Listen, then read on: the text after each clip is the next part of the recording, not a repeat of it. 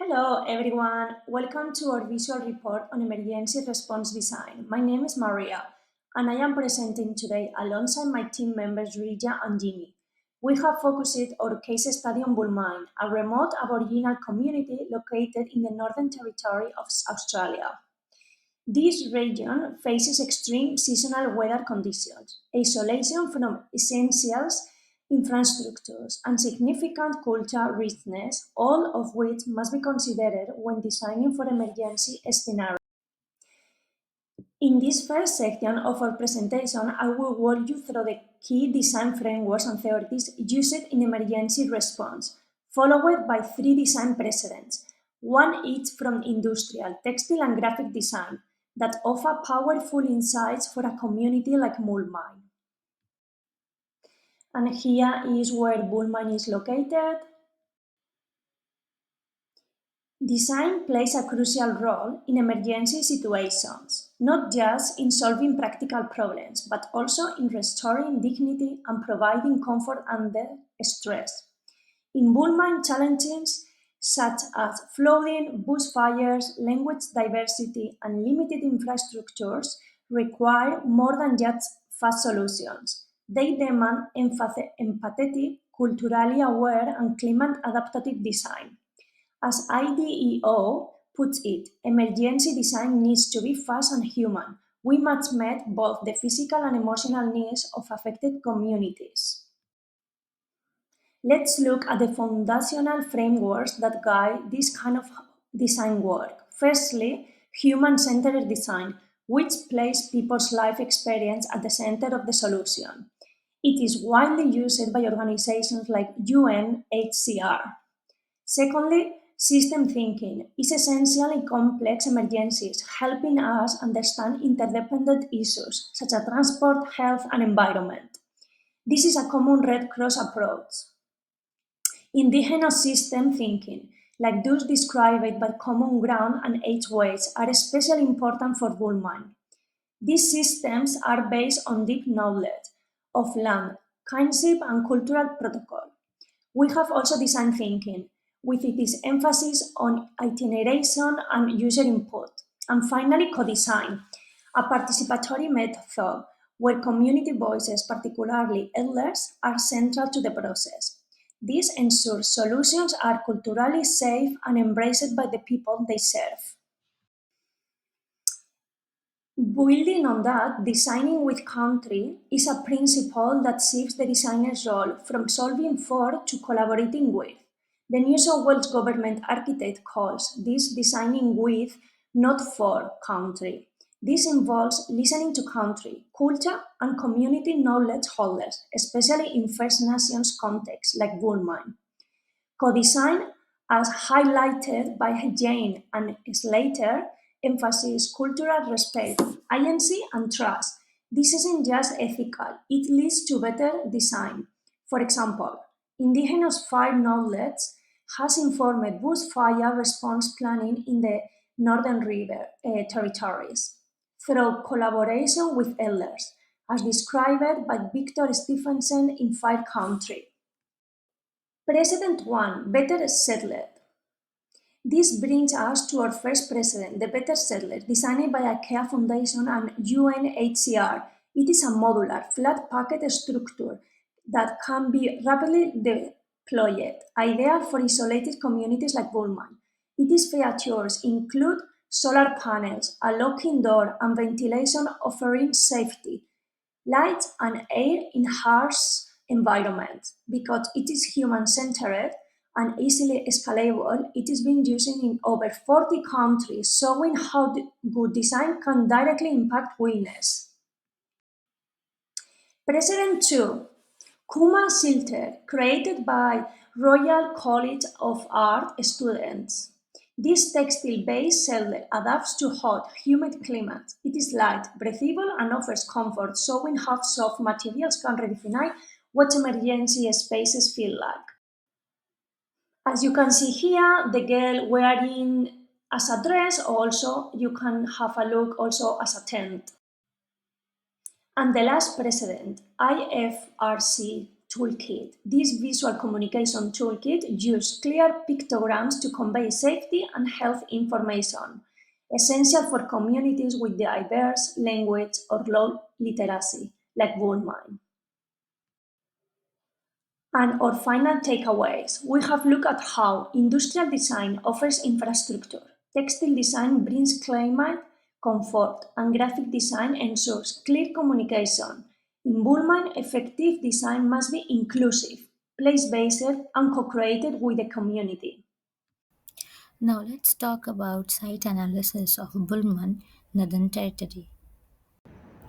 Bulman is a small indigenous community located in Arnhem Land in the Northern Territory. Bulman is home to around 280 to 300 people, predominantly from the Remburanga and Delavan clans. It's about 312 kilometers northeast of Catherine and can only be accessed via the Central Arnhem Road, which requires a permit. This remoteness plays a critical role in both the design challenges and community resilience strategies, as we'll be discussing further. Burman experiences two primary seasons, the wet and the dry. The wet season, from October to March, is categorized by heavy rainfall, potential flooding, and cyclones. Meanwhile, the dry season, from April to September, brings extreme heat and bushfire risk. Understanding this seasonal shift is essential when designing infrastructure, especially to ensure safety, comfort, and sustainability for the residents. Now coming to topography, the land around Burma is generally flat with gentle undulations which is typical for Arnhem land. Designing within this topography means respecting the natural landforms. North-facing orientation helps maximize daylight while wind breaks and buffer zone offers protection against harsh weather. We draw inspirations from projects like the Ninka Ninu Art Center in Tennant Creek, which integrates local terrain and cultural context beautifully into its design. It aligns buildings and roads with gentle slope to aid drainage and reduce cut and fill demands. Belmont's ecosystem includes eucalyptus woodlands, spinifex, and various native grasses. Wildlife such as wallabies, birds, reptiles, and even freshwater crocodiles are common. Preserving native flora is vital not just for ecological reasons but also for providing natural shade and maintaining traditional cultural landscapes. Our design strategy includes fire-tolerant landscaping, wildlife-safe access paths, and integrating vegetation to support biodiversity. Burma faces several environmental threats like flooding, bushfires, cyclones, and dangerous wildlife.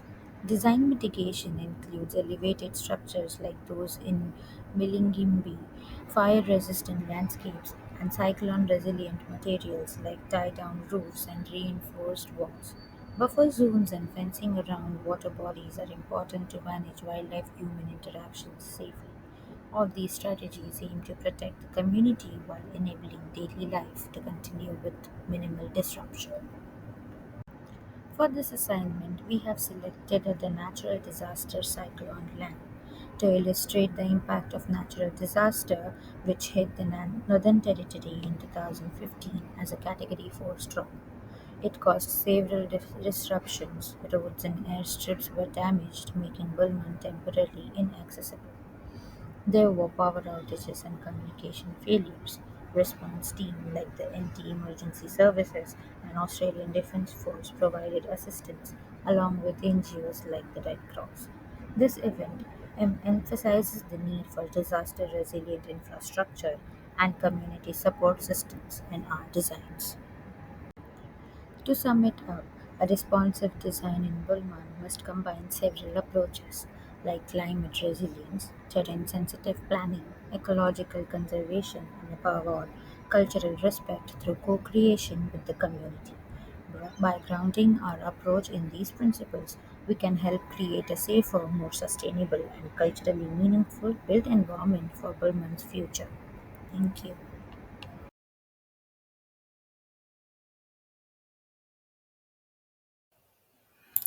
According to the census data of 2021, the inhabitants of Bulman mostly identify as Aboriginal Australians and comprises of the clans of Yawoin, Rembanga, and Delabon.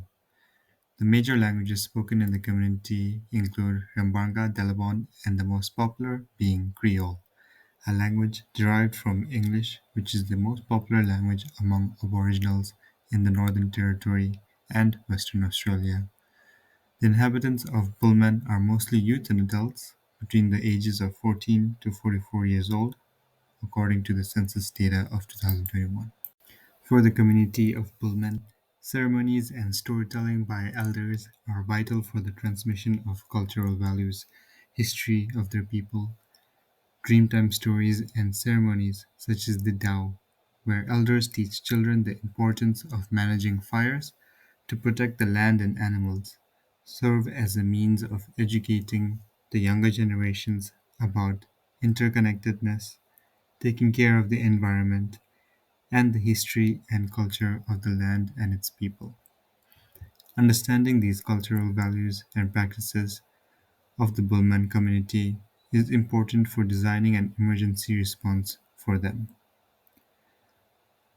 When designing a solution for an emergency such as a flood, we also need to take into consideration Bullman's multicultural community. The designs should emphasize on visual communication to cross language barriers and also consider using Creole as the main language to increase engagement and effectiveness. The town of Bullman and its community belong to the Nirangolum ward, which is one of the 5 wards that make up the Roper Gulf Regional Council in the Northern Territory, and operates under a community governance model that involves local decision making and consultation with its elected elders. The people follow self-determination, which refers to the Aboriginal community's rights to govern themselves, manage their own land, and make decisions. To respect and support the political landscape of Bulman, our design should be co-designed with community leaders and elders theoretically, use visual and bilingual communication, respect, include and follow the existing authority structures like elders councils and local ranger groups such as the Mimal Land Management Organization. According to the Sunrise Health Annual Report of 2020, the Northern Territory of Australia and its population had mainly issues with chronic kidney disease, hypertension, followed by diabetes and asthma. Thus, our design should take into consideration the specific needs of the most vulnerable people and also take into consideration the environment and landscape. Some of the potential dangers and challenges for inhabitants with special needs during an emergency such as flooding are evacuation challenges. People with chronic illnesses such as kidney diseases, diabetes, hypertension, or the vulnerable population such as the elderly or people with mobility issues may need assistance with evacuation, especially considering the road conditions in Bulman are poor even during dry seasons. Secondly, lack of access to medical supplies and care.